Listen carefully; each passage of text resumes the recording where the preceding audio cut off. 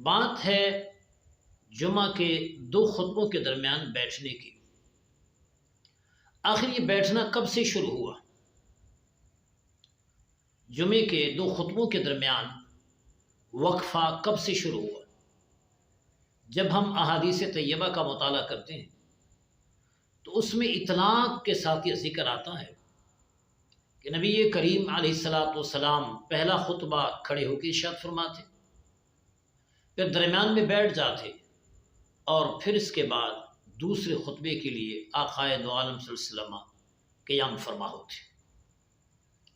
اس میں کوئی تخصیص یا تقیید نہیں ہے،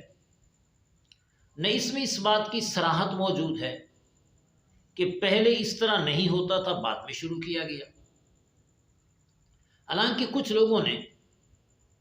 یہاں ایک عجیب بات کہی کہ جب نبی کریم علیہ السلام ایک دن خطبہ ارشاد فرما رہے تھے اور حضرات حسنین کریمین رضوان اللہ تعالی علیہم اجمعین ابھی چھوٹے بچے تھے، تو اپنے نانا جان سے ملنے کے لیے مسجد نبوی میں تشریف لائے، اور جب تشریف لا رہے تھے تو کبھی گر جاتے کبھی اٹھ جاتے، چونکہ نو عمر تھے، چونکہ اعضاء میں اس قدر قوت نہ تھی۔ میرے آقا علیہ السلام نے خطبہ چھوڑ کے نیچے تشریف لائے، اپنے ساتھ اٹھا کر ممبر پر تشریف لے گئے۔ اس واقعے کو بیس بنا کر بعض لوگوں نے کہا کہ اسی دن سے دو خطبوں کے درمیان بیٹھنے کا سلسلہ شروع ہوا، اور یہ واقعہ بہت دیر بعد کا ہے، اس لیے کہ حضرات حسنین کریمین کی پیدائش 4-5 ہجری کو ہے اور جمعہ شروع ہو رہا ہے 1 ہجری کو،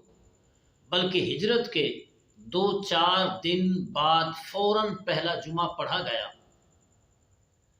اور نبی کریم علیہ السلام ابتدا ہی سے جب جمعہ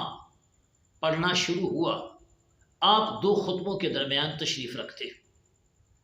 اور آج تک مسلمانوں کا یہی معمول ہے۔ اور اگر 2 خطبوں کے درمیان بیٹھنے کو حسنین کریمین کی اس واقعے کے ساتھ جوڑا جائے تو پھر یہ بھی ثابت کرنا پڑے گا کہ حسنین کریمین کی اس واقعے سے پہلے نبی کریم علیہ السلام 2 خطبوں کے درمیان تشریف رکھتے نہ تھے، حالانکہ اسی بات کا کہیں بھی احادیث میں ذکر نہیں ہے۔ لہٰذا حقیقت یہی ہے کہ 2 خطبوں کے درمیان بیٹھنے کا جو واقعہ ہے یہ ابتدا سے ہے اور آج تک ہے، اور یہ میرے آقا صلی اللہ علیہ وسلم کا مستقل معمول رہا ہے۔ جہاں تک حسنین کریمین کی اس واقعے کا تعلق ہے، اگرچہ یہ واقعہ مبنی بر حق ہے، اس واقعے سے انکار نہیں کیا جا سکتا اور یہ احادیث صحیحہ سے ثابت ہے، لیکن 2 خطبوں کے درمیان بیٹھنے کو اس واقعے سے جوڑنا یہ ناانصافی ہے، یہ غلط بیانی ہے۔ آخر اہل بیت کو اللہ پاک نے اتنی شان دی ہے اور اتنا مقام مرتبہ دیا ہے جس کے لیے واضح نصوص موجود ہیں، آیات موجود ہیں، احادیث موجود ہیں۔ تو جب واضح نصوص موجود ہیں پھر اس کے لیے اس قسم کے حربے اپنانا، تعویلات کرنا اور من پسند باتیں کرنا اور احادیث کو اپنی مرضی کے مطابق ادھر ادھر لے جانا، اس کی قطعاً گنجائش نہیں ہے۔